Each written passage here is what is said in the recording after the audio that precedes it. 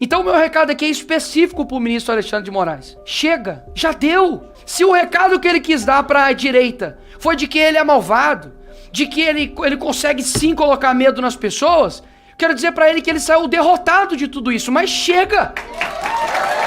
Sem querer desmerecer a morte de ninguém, porque foi uma morte trágica, a morte da Marielle. Mas eles ficaram 6 anos querendo culpar alguém, nós sabemos muito bem quem. E nós temos o Clezão ignorado pela mídia, ignorado por esse lixo chamado Globo, ignorado pelos influenciadores, ignorado por essa classe política que está aqui. Eu nunca vi o presidente do Congresso Nacional fazer 1 minuto de silêncio pelo Clezão. Covarde! Eu digo isso porque é do meu estado. E agora quis dizer ainda que vai se aposentar horas. Rodrigo Pacheco, deixa eu falar uma coisa pra você, não tem otário aqui nessa mesa, sabe por quê? Eu sei qual é a tua estratégia. Fazer com que as pessoas tirem os olhos de você, pra daqui a pouco falar, olha, agora o povo quer que eu me torne governador. Deixa eu te falar uma coisa, nós não temos amnésia. O que eu quero mandar aqui um recado, é específico, pra aquele que de fato gerou tudo isso, que chama-se ministro Alexandre de Moraes, que parece que o nome dele se tornou praticamente como, quem já viu Harry Potter aí, né, aquele que não pode ser nomeado. Aquele que não pode ser falado, porque deputado tem medo de ser preso ao citá-lo ou ao criticá-lo. Pessoas comuns têm medo de falar sobre ele, porque tem medo de uma repressão, aumentar a pena, ou se não, não fazer com que a prisão se torne domiciliar. Medo de repressão de um juiz, que deveria nada mais, nada menos que garantir a constitucionalidade.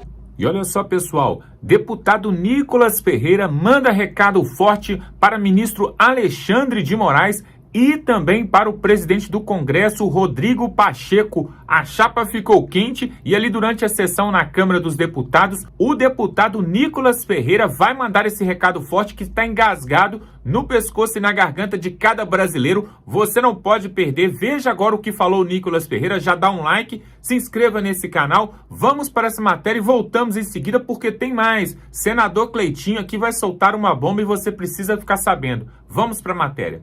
Coronel Meira, primeiro eu gostaria de te parabenizar pelo trabalho excepcional que o senhor tem feito à frente dessa comissão e cumprimentar essa grandiosa mesa na qual estou vendo aqui agora, doutor Sebastião, deputado Gustavo Gaia, senador Girão.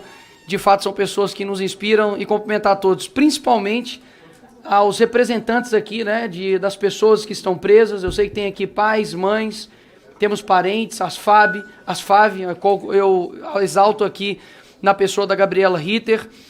Temos aqui mães, como por exemplo a do tenente Rafael Pereira Martins, que está preso, assim como diversos outros inocentes. Eu sei que tenho pouco tempo aqui, tenho 2 minutos e meio, então eu vou ser bastante incisivo. Nós estamos cansados de saber que foi todo um processo injusto, um processo persecutório, porque essas pessoas estavam de verde e amarelo. Se estivessem de vermelho, com o MST no peito, ou com a UNE no peito, ou simplesmente black blocs, né, com os rostos tampados, eles estariam livres, como estão agora. Cansaram de fazer isso aqui no Congresso, inclusive também em São Paulo, e estão absolvidos. Então nós estamos carecas de saber disso. O que eu quero mandar aqui um recado, é específico, para aquele que de fato gerou tudo isso, que chama-se ministro Alexandre de Moraes, que parece que o nome dele se tornou praticamente como, quem já viu Harry Potter aí, né, aquele que não pode ser nomeado. Aquele que não pode ser falado, porque deputado tem medo de ser preso ao citá-lo ou ao criticá-lo. Pessoas comuns têm medo de falar sobre ele, porque tem medo de uma repressão, aumentar a pena, ou se não, não fazer com que a prisão se torne domiciliar. Medo de repressão de um juiz, que deveria nada mais, nada menos que garantir a constitucionalidade. Então o meu recado aqui é específico para o ministro Alexandre de Moraes. Chega, já deu. Se o recado que ele quis dar para a direita foi de que ele é malvado, de que ele consegue sim colocar medo nas pessoas, quero dizer para ele que ele saiu derrotado de tudo isso, mas chega!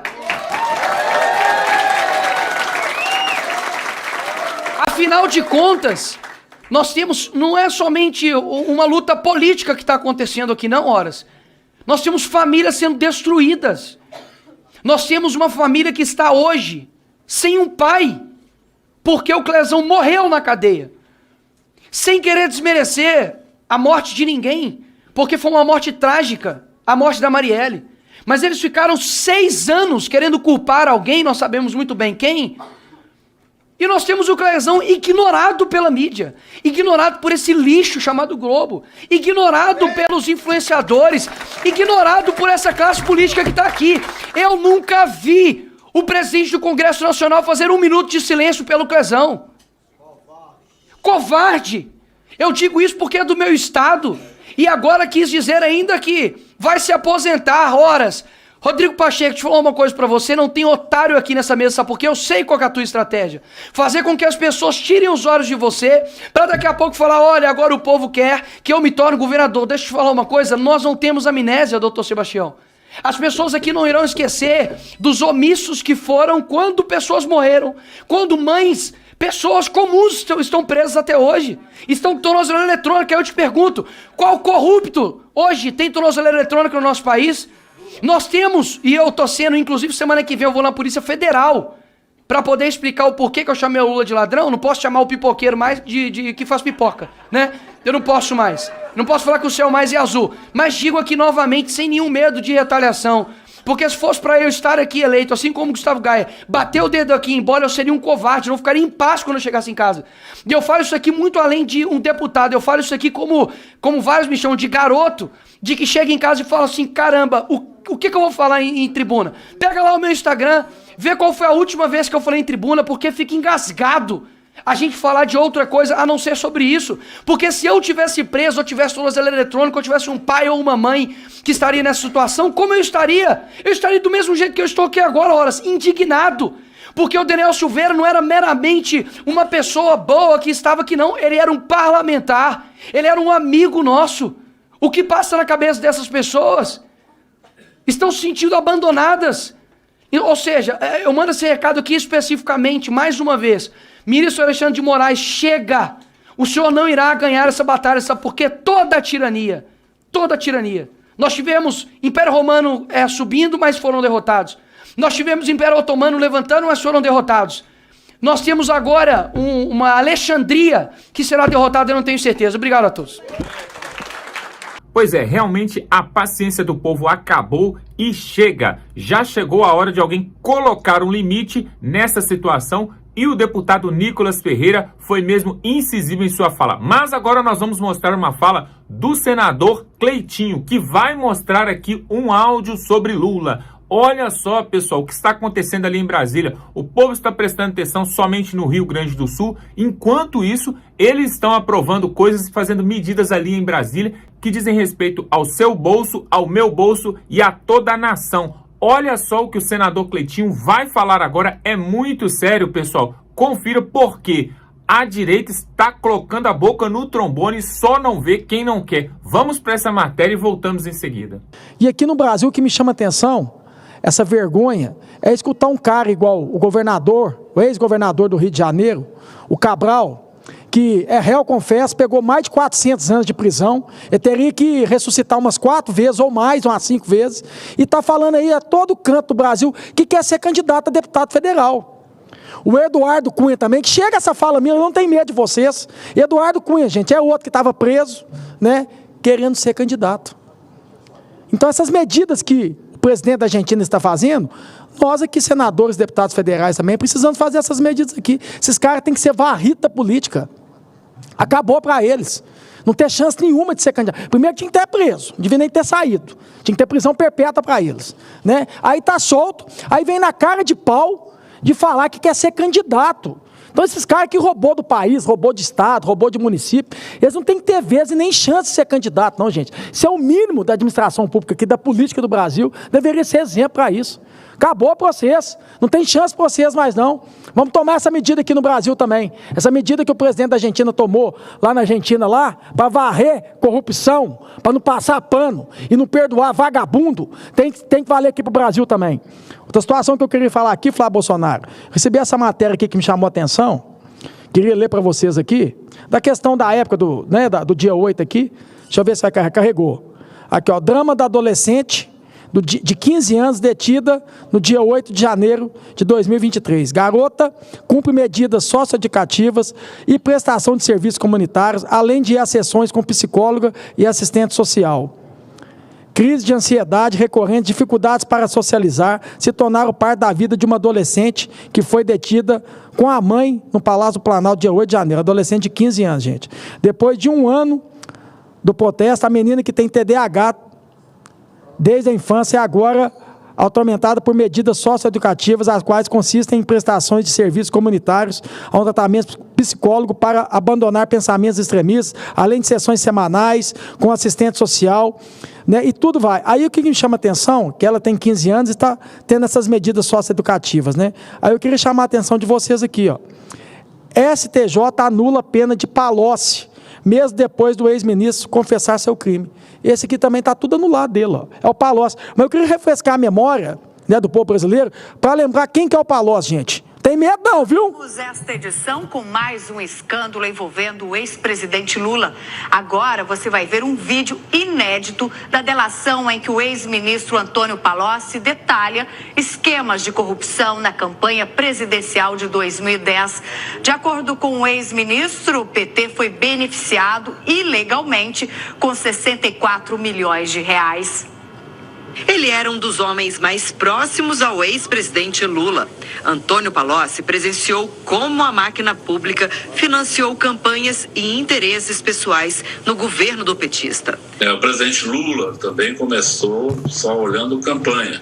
Já no fim do seu primeiro mandato, muita coisa pessoal ele tinha pedido para ele, em termos de dinheiro que eu pessoalmente levei e entreguei para ele. No fim do seu segundo mandato, aí ele preparou sua aposentadoria. Ah, que legal. Recebeu 300 milhões da Odebrecht numa conta corrente de disponibilidade, recebeu seu sítio, que foi feito, combinado para seu uso, o apartamento. Palocci revela que quase todos os órgãos... Eu queria só refrescar a memória da população brasileira e falar para vocês que essa adolescente de 15 anos está com medidas, né, socioeducativas. Agora que esse cidadão aqui, que é um réu confesso, que deveria estar na cadeia, STJ anula a pena de Palocci, mesmo depois do ex-ministro confessar seu crime. Esse é o nosso país. E eu quero falar aqui que eu não tenho medo de nenhum de vocês. Eu vou continuar tocando o dedo na ferida aqui. Inclusive, parece que exonerou agora o ministro da comunicação, o tal do Paulo Pimenta, né? Eu estava doido, Paulo Pimenta, para poder te convocar aqui no Senado, para olhar na sua cara, para você falar que eu fiz fake news. Eu queria muito ter essa oportunidade, porque quem não deve não teme. Porque eu não sou mentiroso não, rapaz. Agora você foi exonerado, né? Vai ficar lá no Rio Grande do Sul. Saiu do ministério. Poderia ficar no ministério e ser homem, de olhar na minha cara e falar que eu fiz fake news. Porque eu não tenho medo de vocês. Não tenho medo. Porque eu entrei limpo aqui. Eu entrei limpo, não devo nada, a não ser para Deus e para minha consciência. A mão que eu tenho medo é a mão de Deus, que pesa. Agora de vocês eu não tenho. Para você vir com essa asneira. Sabe o que aconteceu? Você mandar a Polícia Federal, e pode investigar, porque quem não deve não teme, e meu respeito à Polícia Federal, não tem problema nenhum, mas eu não fiz fake news, e eu queria ter a oportunidade de convocar aqui, e ficar de frente a frente para você falar, ser homem, de falar que eu fiz fake news, porque eu não fiz fake news, e jamais vou fazer isso. A própria Confas, o órgão de Secretaria de Fazenda do Rio Grande do Sul, um dia depois que eu mostrei o vídeo, questionando, que eu não afirmei nada, só questionando, eu perguntei, vocês vão ficar pedindo nota fiscal? Foi uma pergunta que eu fiz. Chega no outro dia, a Confas solta uma nota dizendo que não ia pedir mais nota fiscal. Então não tem para que mentir, eu nunca vou fazer isso. Quem costuma fazer isso são vocês, eu não faço isso não. Então eu queria muito ter a oportunidade de ter uma comissão de te convocar aqui e olhar na sua cara. Sabe por quê? Porque meu filho, cheguei lá semana passada lá em casa, está preocupado. Ô papai, você vai ser preso? Eu vi uma matéria lá falando que a Polícia Federal vai te investigar. Você está vendo a situação que você fez com a minha família? Pois eu ainda quero ter a oportunidade como um homem, porque o meu pai me ensinou a não prejudicar ninguém, a não falar mal de ninguém, a não fazer mal para ninguém, a não mentir para ninguém. Para você vir falar uma asneira dessa aqui.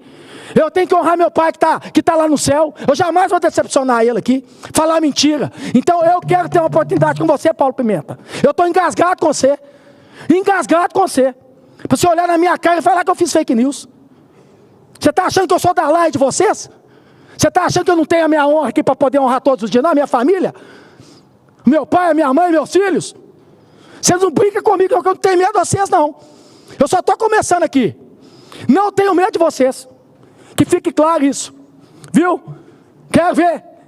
Teve uma vez que aconteceu comigo. Quer pegar uma parte? Senador, fica à vontade. Quero uma parte aqui, senador. Primeiro, para me solidarizar com Vossa Excelência, com sua família. A gente assistiu esse episódio, um episódio absurdo, no qual críticas e questionamentos normais dirigidos ao governo, seja esse governo Lula, que merece muito questionamentos e críticas, mas seja qualquer governo, são caracterizados como desinformação, fake news.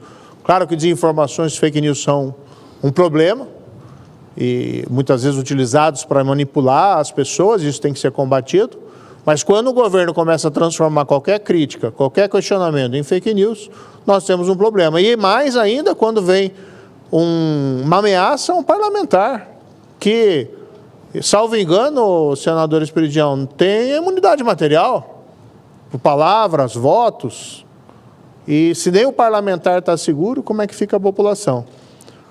E o outro assunto é que eu ouvi a gravação, recordei da voz, né? E concordo com Vossa Excelência, nós temos que retomar o trabalho contra a corrupção, nós temos que voltar a discutir políticas públicas contra a corrupção, seja para prevenir ou seja para combater. Eu sei que é muito difícil fazer isso durante o governo Lula, por razões óbvias, e a gente tem visto uma deterioração da governança, que é muito claro, em todos os níveis, mas é algo que nós vamos ter que voltar a fazer. Mas, acima de tudo, pediu a parte aqui para registrar o meu apreço a Vossa Excelência e, especialmente, a minha solidariedade por esse injusto ataque. E pode ter certeza, sua família pode ficar bastante segura, que não é só o senhor que não tem medo, nós também não temos medo e não sabemos que nada vai acontecer com Vossa Excelência, né? Porque, primeiro, não tem nada de ilícito, nada de irregular, e dois, o Senado é uma instituição que garante aí a proteção dos seus pares contra esse tipo de acusação falsa e contra essas maldades. Obrigado, senador. Eu tenho certeza que o presidente Pacheco que vai combater essa injustiça desse ministro. Vai combater essa injustiça aqui. Querer colocar o Senado aqui, desmoralizar o Senado, desmoralizar o senador aqui. Inclusive, a verdade prevalece. Saiu do ministério. Foi fazer gabinete de crise lá no Rio Grande do Sul, né? Então eu queria que fosse homem, se eu puder estar convocado, eu olhar na cara dele, olhar no olho dele, falar onde que eu fiz fake news, fica à vontade. Pois é, pessoal, tá aí, você viu a fala do Nicolas Ferreira e também do senador Cleitinho, mas agora nós vamos mostrar uma outra fala do deputado Eduardo Girão, que subiu ali na tribuna do Senado, e ele vai fazer uma denúncia seríssima, pessoal. Vocês acreditam que na altura do campeonato, enquanto ali o Rio Grande do Sul está precisando de ajuda, enquanto o Brasil inteiro precisa de ajuda, olha o que está acontecendo no norte do país, pessoal, que absurdo, ele vai fazer uma denúncia séria aqui, você precisa saber disso porque está acontecendo debaixo dos nossos olhos e nós não podemos aceitar esse tipo de coisa. O senador Eduardo Girão vai fazer essa denúncia ali e até quando, pessoal, até quando que nós vamos conviver com isso? O povo sendo enganado, sendo roubado, sendo feito de trouxa, mas nós vamos mostrar aqui a verdade. E se você aí desse estado que ele vai falar aqui, você fique muito atento e de olho porque tem mais vindo por aí, tá bom? Olha só o que vai falar agora o Eduardo Girão, esse corajoso senador que tem mostrado ali a coragem para confrontar ali a injustiça desse país. Já dá um like nesse vídeo, se você ainda não se inscreveu, se inscreva aqui embaixo e vamos para essa matéria muito importante que diz respeito ao povo brasileiro, principalmente do Norte e do Nordeste, mas que vai chegar aqui para baixo também. Confira. Porque, senhor presidente, se a gente percebe que o Brasil vive hoje uma ditadura do judiciário, lá no estado do Ceará, nós temos certeza que vivemos uma ditadura a partir do governo do PT. E eu quero trazer os dados aqui, vocês fazem o julgamento do que é que está acontecendo na intimidação, na perseguição dos adversários. A rede integrada de comunicação, a Notícia do Ceará, e eu falo aqui com um senador que é jornalista, que está aqui na minha frente, eu agradeço por estar me ouvindo. Essa ANC, que reúne várias emissoras, né, do interior do estado, uma cooperação fantástica, um projeto bem inédito, pioneiro, foi surpreendida com a notificação extrajudicial, adivinha de onde? Do Senado. Sim, do Senado, usando o aparato do Senado, assinado por 3 advogados nossos aqui, cobrando a máxima urgência na retirada imediata de todos os conteúdos da entrevista concedida pelo Ciro Gomes no dia 5 de abril, ex-ministro, ex-presidenciável, ex-governador, ex-prefeito de Fortaleza, em declarações que eu não concordo com elas, em relação a uma colega nossa, Janaína Farias, segunda suplente do Camilo Santana, mas eu discordo de usar o aparato do Estado para isso. O Senado Federal não é para estar, ainda mais no momento que o Brasil todo questiona, que o Brasil não tem liberdade de expressão. O Senado fazer isso também, para mim isso é novidade. O Senado tinha que ficar fora disso. Quem se sentiu atacado, que deve buscar os seus direitos, mas não com o aparato do Estado, porque intimida. Você imagina uma emissora no interior do Ceará recebendo uma interpelação do Senado Federal? O que é que passa pela cabeça? Num país que hoje tem uma inversão de valores, que o exemplo não vem de cima e que ministros do Supremo dizem que existe crime de opinião. E estão sendo aí, para o mundo todo ver, desmascarados de decisões absurdas que tiveram, onde até preso político nós temos no Brasil. A notificação, senhor presidente, afirma ainda em tom de ameaça tratar-se de abuso da liberdade de expressão, sendo passível de responsabilização civil e penal, conforme a legislação vigente. O Senado enviando para uma emissora do Ceará, para um grupo de comunicação. É piada não. Olha a que ponto chega essa turma. Cheio dos donos de poder, que acham que são dono do Ceará. E o Senado não pode se prestar a isso. A ANC respondeu prontamente, através de uma contranotificação, informando o devido compromisso com o direito constitucional à liberdade de imprensa e de expressão fundamental ao Estado democrático de direito. Nada é mais cristalino do que a redação dos artigos 5º e 220 da Constituição Federal. No artigo 5º, inciso 9º, é livre a expressão da atividade intelectual, artística, científica e de comunicação, independente da censura ou licença. O artigo 220, a manifestação do pensamento, a criação, a expressão e a informação, sob qualquer forma, processo ou veículo, não sofrerão qualquer restrição.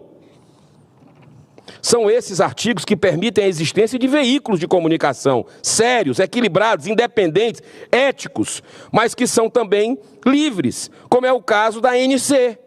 Ou seja, veículos que não são subservientes, senador Cleitinho, aos poderosos de plantão, sempre interessados em calar crítica de opositores.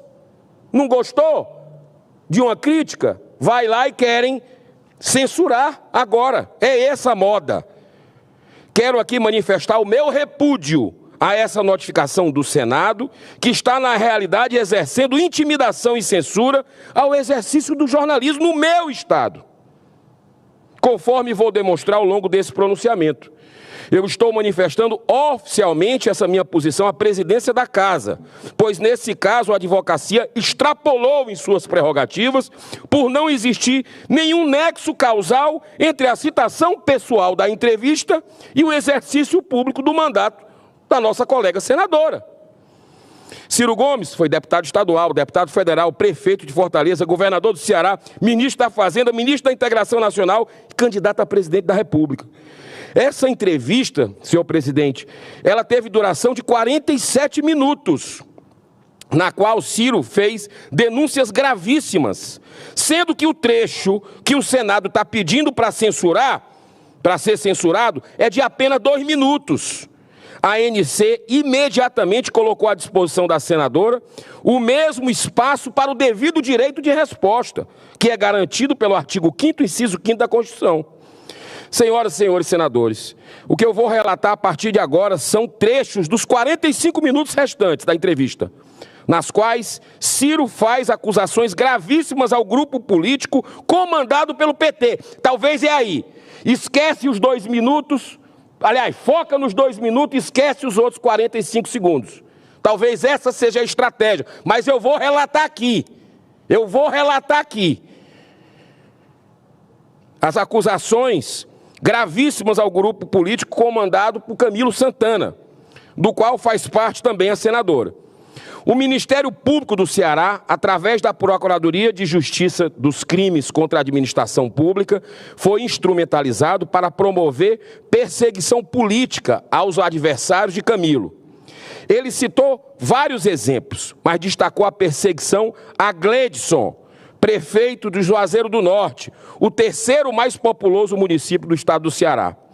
A Procap simplesmente abriu um processo para investigar um contrato de limpeza pública, onde houve uma redução de 50% à metade nas despesas, gerando uma economia mensal de mais de R$2 milhões. E mesmo assim, prestando um serviço de qualidade à população. Ciro também afirma que vários desembargadores do Tribunal de Justiça estão muito incomodados com a pressão, o aliciamento e as ameaças feitas por Camilo Santana. Em 2016, a esposa do Camilo, Onélia Santana, foi indiciada pela Polícia Federal pelos crimes de associação criminosa, compra de votos e ameaça aos eleitores. Sua principal assessora foi flagrada portando R$50 mil em dinheiro vivo, organizados em envelopes, na véspera das eleições no município de Barbalha. Camilo pediu ajuda a Ciro, na época ainda aliado, para livrar a esposa dele desse processo. Diz também que Camilo deseja que o PT controle a grande maioria dos municípios do estado. E a prioridade é a capital Fortaleza. O candidato escolhido foi Evandro Leitão, atual presidente da Assembleia Legislativa. Ressalta que Evandro vem cometendo os crimes de clientelismo, improbidade, corrupção em seu mandato, sem que o Ministério Público nada faça, senhor presidente. Nessa entrevista, ele repete mais de uma vez, o Ciro repete mais de uma vez, uma denúncia bombástica. Peça atenção das senhoras senadoras e senhores senadores. Abro aspas. Não faz uma obra, olha só, não se faz uma obra no governo do Ceará sem propina. E indicou que o caminho é através da Superintendência de Obras do Ceará. E ele questiona. Por que até hoje isso não está sendo investigado pelos órgãos competentes? Agora não vão processar o Ciro sobre isso. Vão atrás de outras coisas. Mas isso aqui nunca ninguém processa. Por quê? Será? Porque é verdade? Agora, a denúncia mais grave de todas. Quando ainda não eram aliados, Ciro alertou diversas vezes a Camilo, então governador do estado, para não fazer nenhum acordo com as facções criminosas ligadas ao narcotráfico. Não adiantou. O acordo foi feito e hoje as facções controlam totalmente o sistema prisional do Ceará. E passaram então a dominar comunidades inteiras, em muitas cidades como um poder paralelo, incluindo a capital Fortaleza, onde moradores são expulsos de suas casas quando não se submetem ao império do crime, com a omissão deliberada do governador Elmano, sucessor e aliado de Camilo. Segundo a última publicação de 2023, senador Plínio Valério, do Atlas da Violência pelo IPEA, em conjunto com o Fórum Brasileiro de Segurança Pública, o estado do Ceará passou a ser o terceiro estado mais violento do Brasil, perdendo apenas para a Bahia e para o Rio de Janeiro. É sempre bom lembrar que em 2018, quando houve o pedido para a instalação de uma CPI na Assembleia Legislativa do Ceará para investigar a expansão do crime organizado no estado, o então líder do governo, Evandro Leitão, foi totalmente contra, declarando que tinha que preservar sua segurança e de sua família. Uma declaração indigna e incompatível com a responsabilidade de quem exerce um mandato eletivo. Ora, imagine os pobres mortais, se um parlamentar não pode enfrentar o crime, não assina uma CPI, porque teme a segurança da sua família. Imagina o pobre mortal do cidadão, o cara que é pago pelo povo, se esquivar disso. Para encerrar, senhor presidente, já agradecendo os colegas e pedindo desculpa a eles. Recentemente, duas lideranças políticas que fazem oposição frontal ao PT foram barbaramente assassinadas. Semana passada, Erasmo Moraes, único vereador de oposição do Crato, foi morto defronte de sua residência por 2 homens encapuzados com muitos tiros de fuzil.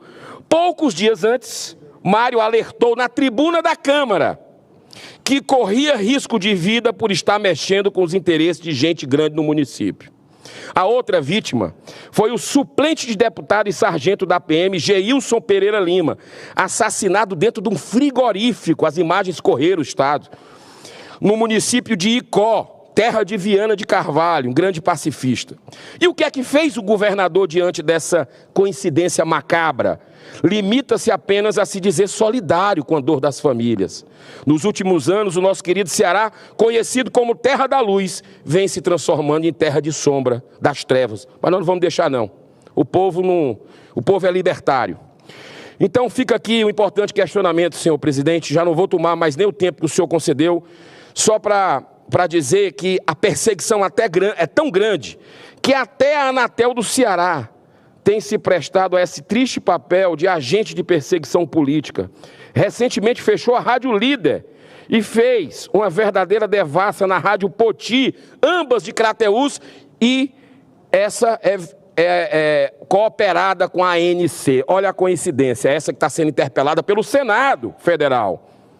Coincidentemente, 2 rádios independentes do município. Então fica aqui um importante questionamento, senhor presidente. De tudo isso que eu relatei, dos 47 minutos de entrevista de Ciro Gomes, o único fato que causou indignação foi a citação, no caso da senadora, de 2 minutos. E o resto? Apenas silêncio? Nenhuma contestação? É muito estranho, pois são acusações gravíssimas de alguém que durante muitos anos foi aliado dessa oligarquia PT e PDT que domina e vem destruindo o estado do Ceará. Encerro manifestando toda a minha solidariedade ao veículo de comunicação, à Notícia do Ceará, mais uma vítima da censura, da intimidação e da perseguição política por sua independência, como o blog do Edson Silva, um tradicional jornalista do estado do Ceará, assim como o portal de notícias Custo Ceará, que também estão sendo intimidados e perseguidos. Deus abençoe a nação. Muito obrigado. Tá aí, pessoal, nós temos mostrados aqui todos os dias matérias, uma atrás da outra, de absurdos, de vergonhas, nos 4 cantos desse país, né? Para quem achou, pessoal, que era só fazer o L, que ia dar tudo certo, que ia ter picanha, que todo mundo ia ter um salário gordo, né? Só tem bomba uma atrás da outra. Inclusive, acabaram de aprovar ali em Brasília, enquanto o povo está de olho somente no Rio Grande do Sul, acabaram de aprovar em Brasília o DPVAT, a volta daquele seguro DPVAT aí, para encarecer ainda mais no povo brasileiro, no bolso do povo brasileiro. E outras medidas estão sendo tomadas ali na calada da noite, por debaixo dos panos. E é por isso que, assim como o Nicolas Ferreira veio e meteu o pé na porta ali, porque chega uma hora, pessoal, que a gente cansa. Chega uma hora que alguém precisa fazer alguma coisa, né? Nós não estamos falando de invadir e quebrar ali o Congresso Nacional, nada disso. Mas existem as vozes e existem as pessoas certas que podem fazer as coisas ali em Brasília, como, por exemplo, Rodrigo Pacheco, Arthur Lira. Por que eles não colocam em votação ali alguns pedidos de impeachment, por exemplo? Não colocam, porque eles estão culiados com o sistema. Existe uma cadeia toda amarrada ali em Brasília para perpetuar no poder.